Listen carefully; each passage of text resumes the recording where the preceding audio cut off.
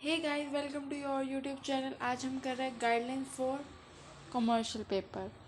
इससे पहले हम दो वीडियोस कवर कर चुके हैं जिसमें हम फंक्शंस को सेबी के फंक्शंस पढ़ चुके हैं, ऑब्जेक्टिव पढ़ चुके हैं, मीनिंग पढ़ चुके हैं पार्ट 1 में। पार्ट 2 में हम गाइडलाइंस पढ़ चुके हैं, डिबेंचर के और जनरल गाइडलाइंस पढ़ चुके हैं। ओके, थर्ड पार्ट है हमारा commercial paper, guidelines for commercial paper. Next दो पार्ट और आएगी, guidelines for right issue, guidelines for bonus share. ये इससे नेक्स्ट पार्ट में आएगा। उससे नेक्स्ट पार्ट में गाइडलाइंस फॉर शेयर्स आएगा।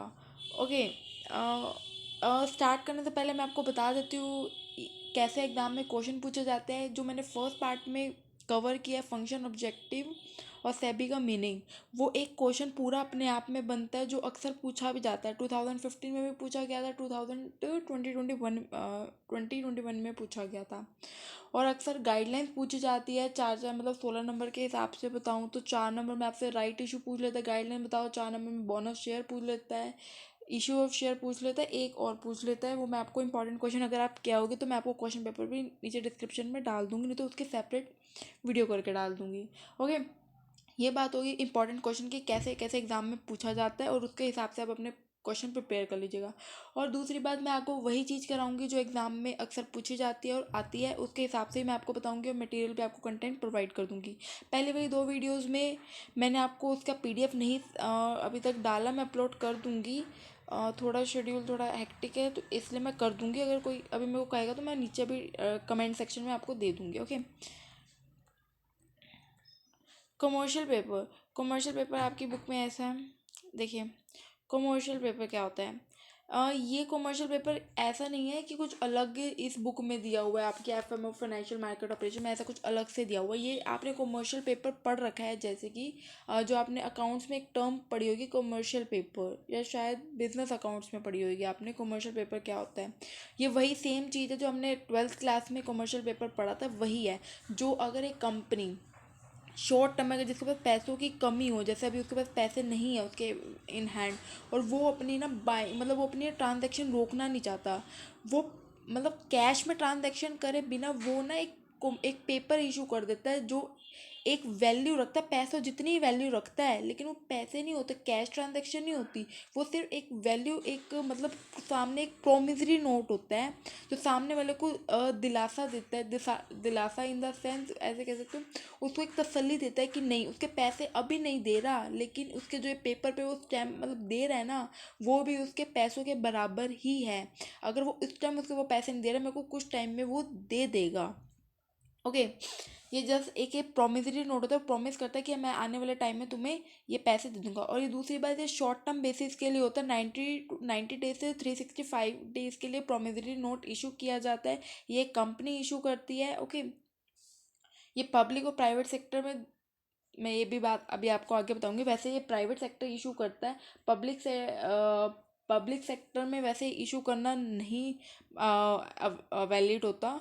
आगे देखते हैं। ओके, जो सारी बातें बोली है पूरे आपने इस टॉपिक, जो मैंने अभी सारी बातें बोली है ना, वो सारी चीज़ें यही है। और पूरा इसको थोड़ा स्टेप वाइज लिखा हुआ है, क्या क्या टॉपिक उसमें बनाए हुए हैं। ये आपने 12th क्लास में पढ़ा हुआ है क्या होता है कमर्शियल पेपर में। आपको आपको ये मीनिंग है, ये में सब कुछ कवर हो जाता है। ओके, कमर्शियल पेपर क्या होता है? Commercial paper also called CP, आपको कई जगह यहाँ पे सीपी लिखा भी दिखेगा, तो उसको कमर्शियल पेपर को आप शॉर्ट में सीपी भी लिख सकते हैं। और ये शॉर्ट टर्म डेप्ट इंस्ट्रूमेंट होता है, मैंने अभी आपको बताया ये शॉर्ट टर्म के लिए होता है। 90 डेज टू 365 डेज के लिए वैलिड होता है ये क्या, कमर्शियल पेपर। ठीक है, जो अपनी, देखिए आगे, इशूड बाय कंपनी, से कंपनीज के बिहाफ पे इशू किया जाता है। टू राइज फंड, जनरली ये अपने फंड्स को राइज करने के लिए किया जाता है। जैसे कि अगर मेरे को अभी ना पैसों की नीड है और मुझे सामने पेमेंट भी करनी है, बट मैं कह दे तो मैं अभी ने तुम्हें पैसे नहीं दे सकता, मेरे को भी ना पैसों की नीड है, तो इसलिए वो कह देते तुम अभी तुम मेरे से प्रोमिसरी नोट ले लो, बाकी मैं तुम्हें पैसे बाद में दे दूंगा। ओके, ये किया जाता है। जनरली टाइम पर्पस मैंने आपको कहा है 1 ईयर तक का होता है। It is insecured money market instrument issue in form of A promissory note. मैंने आपको कहा ना कि प्रोमिसरी नोट होता है, आपको इसके नाम से ही आपको पता चल जाएगा प्रोमिसरी नोट क्या होता है। आपको एक एक प्रॉमिस वे में आप इसको, एक लीगल डॉक्यूमेंट होता है जो आप लीगली उसको दे रहे हो, कि ये ना वैसे बैंक्स के उसके बिहाफ पे इशू किया जाता है। आपकी क्या क्या क्या टर्म्स एंड कंडीशन के बिहाफ पे इशू होता है वो मैं आपको आगे वीडियो में बताऊंगी। ओके, बात introduce in first time in 1990s में इंट्रोड्यूस किया गया था इंडिया में प्रोमिसरी नोट।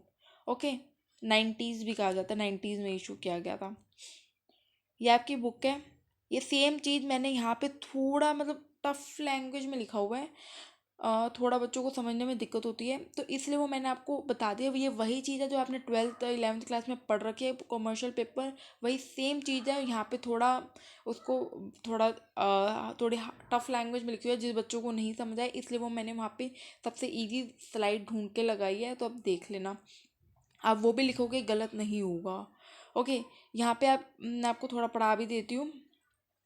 क्या है, कॉमर्शियल पेपर एक non bank source working capital होते हैं, वर्किंग कैपिटल फाइनेंस है ये। नॉन बैंक, यहाँ पे नॉन बैंक इसलिए, यहाँ पे बैंक से ट्रांजेक्शन हो ही नहीं रही, कैशलेस हो रही है। यहाँ पे आपको एक प्रोमिसरी नोट, एक पेपर पे आप प्रोमिसरी की नोट मतलब प्रॉमिस करके कह रहे हो कि हम आपको आने वाले विद इन 1 ईयर 92 इसलिए कर देंगे आपकी ट्रांजेक्शन। ओके, और ये मनी मार्केट इंस्ट्रूमेंट है, जैसे डिबेंचर कैपिटल मार्केट इंस्ट्रूमेंट है। मैंने आपको कैपिटल इशू ऑफ डिबेंचर में आपने पढ़ा, वो एक कैपिटल मार्केट इंस्ट्रूमेंट है। वैसे कॉमर्शियल पेपर क्या है, मनी मार्केट एक इंस्ट्रूमेंट है। ओके, ये शॉर्ट टर्म बोरिंग के लिए की जाती है। लॉन्ग टर्म के लिए, लॉन्ग टर्म क्या होता है, 1 साल से ज़्यादा हो जाता है। Short term with in 1 year आप उसकी पेमेंट कर दोगे, आप उसको एक कॉमर्शियल पेपर पे प्रॉमिसरी नोट करके देते हो। और ठीक है, ये कैश फ्लो होती है। और जो मैंने ये अंडरलाइन कर रखी है ना, आपको सिर्फ इतना ही पढ़ना, अगर आप यहाँ बुक में से पढ़ रहे हो, उससे ज़्यादा आपको नहीं पढ़ना। आई होप तो आपको इसका मीनिंग क्लियर होगा। अगर आपको समझ आ रहा है तो प्लीज़ आप चैनल को सब्सक्राइब कीजिए आने वाली वीडियोज़ के लिए। ओके, हम इशू किस बिहाफ पे करते हैं, क्या क्या टर्म्स एंड कंडीशन होती है, हम उसके बिहाफ पे कमर्शियल पेपर्स अपने एक कंपनी इशू करके सामने वाले को दे सकती है। पहली बात, उसकी टेंजिबल वर्थ, जो टेंजिबल वर्थ है उसके कम से कम उसके रिजर्व्स को मिलाकर प्लस रिजर्व उसकी 4 करोड़ से ज़्यादा होनी चाहिए, कम नहीं होनी चाहिए, लेस देन नहीं होनी चाहिए। ओके, उसके फंड जो वर्किंग कैपिटल लिमिट है ना, उसकी 4 करोड़ से कम नहीं होनी चाहिए। ये आपको क्रैम करना है, क्रैम करो, समझना है। ये आपको एज इट इज़ लिखने पड़ेंगे। पूछा भी जा सकता है, 2 मार्क्स में भी पूछा जा सकता है। अब कमर्शियल पेपर इशू किस बिहाफ पे किया जाता है, उसकी कोई तो लिमिट्स होगी, तो आपको यहाँ पे 5 पॉइंट जो दिए हो आपको याद करने पड़ेंगे। ओके, ये स्पेसिफाइड किया हुआ क्रेडिट रेट सबसे इंपॉर्टेंट होती है, उसकी क्रेडिट रेट कितनी है, वो मतलब क्रेडिट रेट के बिहाफ पे की जाती है। और उसकी बोरिंग पावर, ये सबसे इंपॉर्टेंट है। उसकी हेल्थ, अगर एक कंपनी फाइनेंशियली स्ट्रांग नहीं है, उसके मतलब रिकॉर्ड्स पिछले बहुत ख़राब है, किसी कंपनी ने एक मतलब लोन लेती है बैंक से और वो टाइम पे उसकी इंस्टॉलमेंट पे नहीं करती, उसकी मतलब उसकी हेल्थ बहुत ख़राब है, वो लोन ले लेती है और नहीं देती, ऐसा कर देती है, लेट हो जाती है, तो इसलिए भी वो प्रोमिसरी नोट नहीं इशू कर पाएगी, क्योंकि वो कागज़ है, कोई उसका गारंटर नहीं है कि अगर इसने नहीं दिया तो कोई और दे देगा। ठीक है, तो इसलिए उसकी प्रोमिसरी नोट वही इशू कर सकते हैं जिसकी गुड हेल्थ हो, मतलब जो बहुत टाइमली अपनी पेमेंट कर देता हो, लोन लेता हो, तो इसलिए। और इसकी करंट रेशो आपने पढ़ रखी होगी, कैसे निकलती है हर चीज़ की, कैसे करंट रेशो में होती है, कंपनी को दी जाती है, तो उसकी इतनी होनी चाहिए। ओके, ये आपने 12th क्लास में भी एक इसकी बुक थी पूरी, पढ़ा होगा। ओके, नेक्स्ट आता है यूजेंस, मतलब इसका मैंने अभी आपको ये चीज़ मैं ऊपर बता चुकी हूँ। इसका 3 मंथ से 90 डेज से लेके 365 डेज, यहाँ पे 3 मंथ टू वही होते हैं 90, 30 30 30 करके 90 ही होते हैं। मैक्सिमम 1 साल तक ये कर सकते हैं। और यहाँ पे एक बात और ऐड ऑन हुई है कि उसकी मेच्योरिटी डेट अगर किसी हॉलीडे पे आ, जैसे गवर्नमेंट हॉलीडेज हो जाती है, जैसे कोई 15 अगस्त आ गया, अगर 1 साल होने में ख़त्म होती है, मानो 15 अगस्त पे उसका 1 साल ख़त्म होता है और उसको पेमेंट करनी थी, तो ऐसा नहीं होगा। वो एक दिन आगे, प्रीवियस ये वर्किंग डेज पे ऐसे आगे पीछे एक दिन हो सकता है, वो पे कर सकता है, वो वैलिड माना जाएगा गवर्नमेंट की तरफ से। ओके, डिनोमिनेशन क्या होता है, ये ना इसका मतलब है होता है, इसका मतलब ये होता है कोई एक टाइम पीरियड, एक वो होता है ओके। कम से कम उसका ना कमर्शियल पेपर का मतलब उसको कितना मतलब ये किस बिहाफ पर मतलब वो एक कितना अमाउंट तक वो कमर्शियल पेपर इशू कर सकता है। ये थोड़ा ना है कि 100 रुपये के लिए कमर्शियल पेपर या 10,000 के लिए कमर्शियल पेपर इशू कर देगा, नहीं ना। तो कुछ होगा कितना परसेंट तक वो कम से कम उसको इशू करना ही कर सकता है। कुछ लाख तक वो, जैसे कि 5 लाख तक उसका एक अमाउंट होता है कि आपको 5 लाख तक। और अगर कोई इन मिनिमम लोट है, कोई मिनिमम लोट और इन्वेस्टमेंट है, वो 25 लाख तक उसकी फेस वैल्यू इन्वेस्टर कर सकता है। ओके, और इससे ज़्यादा नहीं पढ़ना। ओके, एक सेकेंड बताइए।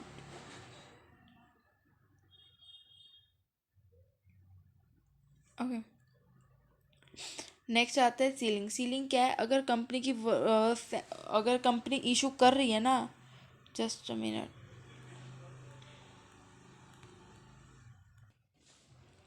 ओके, अगर कंपनी वर्किंग कैपिटल अगर उसकी जितने भी है 1 करोड़ है 10 करोड़ है, उसके 75% तक ही वो अपना क्या कमर्शियल पेपर अमाउंट इशू कर सकती है। उससे ज़्यादा 75% से ज़्यादा वो किसी को कमर्शियल पेपर इशू नहीं कर सकती।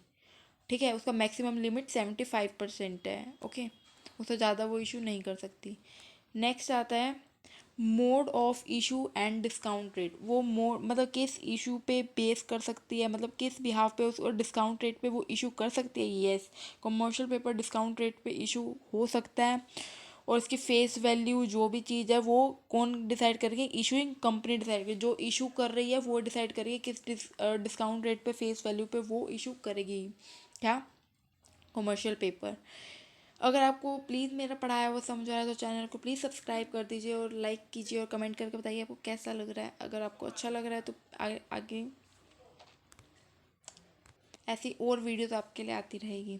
Okay, issue expenses. जो अगर देखो कमर्शियल पेपर करने के इशू करने के लिए ना बहुत सारे एक्सपेंसेस होते हैं। बैंक के थ्रू इशू किया जाता है उसकी स्टैम्प, क्योंकि बैंक ही आपको अप्रूवल देता है ना कि एक कंपनी जो कमर्शियल पेपर इशू कर रही है उसकी मतलब हेल्थ कैसी है, वो पे करने लायक होएगी फ्यूचर में या नहीं होएगी, उसकी मतलब अंदरूनी कंडीशन क्या है, मतलब अमाउंट क्या है। ये चीज़ें बैंक्स को पता होता है क्योंकि ट्रांजैक्शन तो एक नंबर में ही काम होता है जो मतलब काम हो रहा है जो ऑनलाइन ही होता है सब कुछ ट्रांजैक्शन एट प्रेजेंट, तो इसीलिए। Okay, issue expenses consisting dealer fees, जो रेटिंग चार्जेस, अदर एक्सपेंसेस जो भी है वो कौन पे करता है? वो सारा बोरो कौन करती है? कंपनी करती है, जो भी फर्दर एक्सपेंसेस होते हैं कमर्शियल पेपर इशू करने के लिए। और इन्वेस्टर कौन कौन होता है? Any person, bank and other register जो भी है वो सारे कमर्शियल पेपर इशू कर सकते हैं। Okay, procedure. प्रोसीजर बहुत इंपॉर्टेंट है। अभी मेरे पास टाइम नहीं था, मैं इसको ना आपको स्टेप 1 स्टेप 2 स्टेप 3 ऐसे करके लिखवाती। इसके लिए मैं एक सेपरेट वीडियो एक बार मैं डाल दूँगी, तो अगर आप सर्च कर लीजिएगा procedure for issuing commercial paper, उसके स्टेप्स क्या है वो मैं आपके लिए एक सेपरेट वीडियो प्रिपेयर कर दूँगी। ओके, फ़िलहाल अभी थोड़ा मेरे को बच्चों ने कहा था हमारे एग्ज़ाम है तो इसलिए मैं थोड़ा जल्दी कर रही हूँ। ओके, यहाँ भी मैं आपको बता दूंगी सबसे पहला क्या होता है। यहाँ से लेके यहाँ तक स्टेप 1 है, यहाँ से यहाँ तक सेकंड है। Okay, commercial paper is issue through the banker. कौन इशू करता है? बैंकर करता है। हु है, मैंने आपको ऊपर भी बताया अभी। Who sanction working capital limit और टू द कंपनी। मतलब अगर मैंने आपको भी बताया एक लिमिट होती है, उसके बिहाफ पर कमर्शियल पेपर इशू किया जाता है। वो बैंकर चेक करेगा कि आपकी कंपनी की वो लिमिट है कि नहीं है, आप उसके लिए एलिजिबल है कि नहीं है, तभी आप कमर्शियल पेपर एक इशू कर सकते हो सामने वाले को। ओके, और ये counted as a part of a working capital. कैसे पार्ट ट्रीट किया जाएगा? वर्किंग कैपिटल मैंने आपको पीछे पढ़ाया है working capital. Okay, non banking source होता है। मैंने आपको सबसे पहला स्लाइड देखना, नॉन बैंक सोर्स होता है, मैं आपको दिखा देती हूँ। Give me a minute. यहाँ पे देखिए, यहाँ पे लिखा हुआ है क्या होता है non bank source. Working capital finance होते हैं। ओके,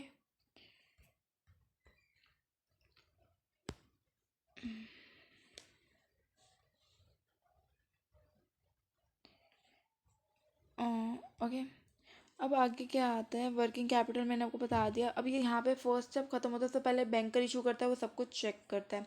सेकंड आता है अनलाइक पब्लिक डिपॉजिट, जो पब्लिक डिपॉजिट, अब ये मतलब पब्लिक के केस में जो पब्लिक डिपॉजिट करती है वो क्या इशू कर सकती है, वो नहीं कर सकती कमर्शियल पेपर वर्किंग कैपिटल के बिहाफ पे, वैसे नहीं कर सकती दर। और अगर वो करती है तो उसके लिए ना कोई पॉलिसीज चेंज नहीं होगी शॉर्ट टर्म बोरिंग फैसिलिटीज़ में।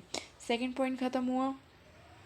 नेक्स्ट आता है every company proposing to issue commercial paper should submit the proposal in the form of prescribed by the RBI to the bank which provide the working capital along with the creditability. यहाँ पे ये third point ये कह रहा है, just में ये यहाँ तक ये कह रहा है कि अगर कोई भी कंपनी इशू करना चाहती है कमर्शियल पेपर, उसको जो आरबीआई ने ये सारा कुछ, देखो बैंक्स जो कंट्रोल करता है वो आरबीआई करता है, तो उसने जो भी गाइडलाइंस बनाई हुई है, स्टेप प्रोसीजर बनाया हुआ है कि अगर किसी बंदे को किसी कंपनी को कमर्शियल पेपर इशू करना है तो उसको क्या क्या प्रोसीजर करना पड़ेगा, पहले अप्लाई करना पड़ेगा, तो उसके वर्किंग कैपिटल बिहाफ पे क्रेडिट रेटिंग चेक करनी पड़ेगी, वो आपको उसके हिसाब से सब कुछ आपको बैंक में पहले सबमिट करना पड़ेगा, अप्लाई करना पड़ेगा, वो सब कुछ करना पड़ेगा। ओके, नेक्स्ट पार्ट आता है यहाँ से, the bank the application and the being satisfied the eligibility criteria, वो पहले एलिजिबिलिटी क्राइटेरिया चेक करेगी आप हो कि नहीं हो, ठीक है। और प्राइवेट प्लेस जो है, अगर अगर प्राइवेट, मैंने आपको यहाँ पे ऊपर पब्लिक में बता देना, यहाँ पे प्राइवेट प्लेस में आ गया। अब यहाँ पे कोई मतलब बात करते करते प्राइवेट प्लेस में पहुंच गया क्वेश्चन, ठीक है। तो यहाँ पे आपको पता चल गया, पहले यहाँ पे तक आपको इतना समझ आया होगा, वहाँ पे एलिजिबिलिटी आपने सबमिट की एलिजिबिलिटी क्राइटेरिया वो देखेगा। और अगर ठीक है यहाँ तक आपको समझ आ गया ना, फिर थर्ड पॉइंट यहाँ पे इसी पैराग्राफ का थर्ड पॉइंट बनता है। यहाँ पे दो पॉइंट बने, यहाँ पे थर्ड पॉइंट यहाँ से बना, प्राइवेट प्लेस कंपनी में ना अगर आप इशू कर रहे हो तो आपको विद इन 2 वीक कंपनी को ना good office and merchant banker बताना है। यहाँ पे ये कह रहा है कि प्राइवेट प्लेस में ना आपको विद इन जो 2 वीक्स का आपको टाइम मिलता है ना, वहाँ पे आपको अपने गुड ऑफिस मर्चेंट बैंकर को दिखाना होगा कि आपकी कितनी अच्छी कंडीशन है वगैरह वगैरह, ऐसी चीज़ चाहिए होती है। द इनिशियल इन्वेस्टर पे द डिस्काउंटेड वैल्यू, जो डिस्काउंट अगर आपने कंपनी ने ऊपर आपने डिस्काउंट पड़ा, कंपनी जो इशू कर रही हो तो कमर्शियल पेपर डिस्काउंट देना है, उनको बताना होगा राइटिंग में बैंक को। Working capital of limit reduce by bank, जो आपकी वर्किंग कैपिटल है, जो लिमिट है आप रिड्यूस करना है, क्या करना है, वो उसके बिहाफ पे की जाती है, ठीक है। कंपनी में advised RBI through the bank. और जो मतलब जो भी आपके 2 वीक्स में जो भी चीज़ डिसाइड हो गया ना, वो आपको 3 दिन के अंदर अंदर 3 दिन के अंदर अंदर आपको बैंक को आरबीआई थ्रू के बताना होगा कमर्शियल पेपर में। आप जो टर्म एंड कंडीशन आपको दी गई है, डिस्काउंट रिड्यूस ये वगैरह वगैरह, वो आप एक्सेप्ट कर रहे हो, क्या कर रहे हो, आपको सब कुछ बताना होगा। किसको? बैंक के थ्रू आरबीआई को बताना होगा। फाइनल डिसीजन तो आरबीआई लेगा ना। ओके, आई होप तो आपको समझ आया होगा। और ये जो है ना थोड़ा यहाँ पे मेस है बट मैंने आपको एक्सप्लेन कर दिया। बच्चे कहते हैं बुक का नहीं समझ आया, बट मैंने आपको अपनी तरफ से बेस्ट कंटेंट प्रोवाइड करने की कोशिश की। अगर आपको फिर भी कोई डाउट हो तो प्लीज़ मुझे कमेंट करके पूछेगा इसको। बाकी मैं स्टेप में कन्वर्ट करने की पूरी कोशिश करूँगी और मैं आपको प्रोवाइड कर दूँगी इसकी सेपरेट वीडियो। नेक्स्ट 2 वीडियोस के लिए कल परसों तक आ जाएगी, वो भी दोनों। प्लीज़ चैनल को सब्सक्राइब कर लीजिए।